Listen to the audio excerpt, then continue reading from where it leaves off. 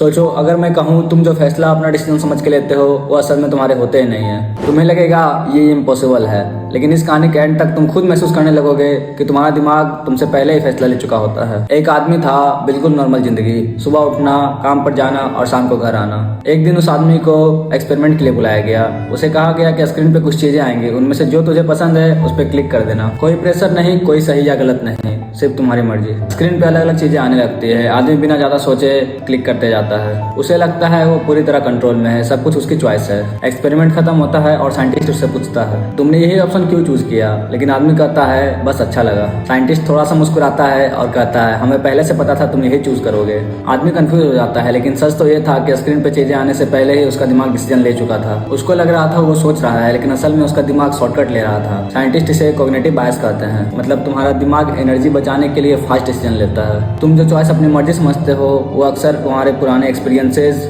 Emotions और habits का result होता है। इसी वजह से तुम फोन स्क्रॉल करते रहते हो, तुम एड्स की तरफ अट्रैक्ट हो जाते हो। क्या अभी भी तुम्हें लगता है तुम कंट्रोल में हो? पर सच तो ये होता है कि कंट्रोल तुम्हारे हाथ से निकल चुका होता है। अब एक सवाल, अगर तुम्हारा दिमाग तुमसे पहले ही डिसीजन ले सकता है तो सोचो कि तुम्हारे लाइफ के कितने सारे डिसीजन वाकई में तुम्हारे हैं और कितने सिर्फ एक इल्यूजन। ये कहानी किसी और की नहीं थी, ये कहानी थी तुम्हारी और थोड़ी थोड़ी मेरी भी। लेकिन फर्क बस इतना है, मुझे रियलाइज हो गया और आज मैं तुम्हें बता रहा हूँ।